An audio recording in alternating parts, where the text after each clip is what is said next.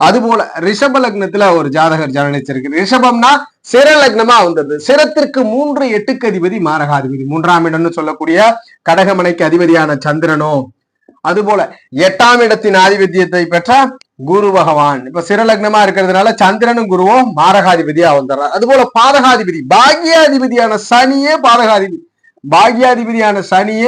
பாதகாதிபதியா வந்துடுறார். அப்ப 3 8க்கு அதிபதி சந்திர குரு மாரகம் ரிஷப லக்னத்திற்கு, 9ஆம் இட சனி பாதகம். இப்ப இது பாதகத்தை பண்ணக்கூடாது, மாரகத்தை பண்ணக்கூடாது. இது எப்படி கனெக்டிவிட்டியில இருக்கணும்னா, ஆதிபத்திய ரீதியில ஸ்தான பலத்தை இழக்காமல் புதன் பகவானோ, அதுபோல சுக்கிர பகவானுடைய தொடர்பு, புதன் சுக்கிர தொடர்பு, அல்லது இதுல கூடுதல் ஒற்றுமை, இதுல நம்ம சுக்கிரன் எடுத்துக்கிறத விட செவ்வாயை எடுத்துக்கொள்வது மிகப்பெரிய யோகம். புதன் செவ்வாயை எடுத்துக்கொள்வது பார்ட்னரால சில ஆதாய அமைப்புகளை கொடுக்குது.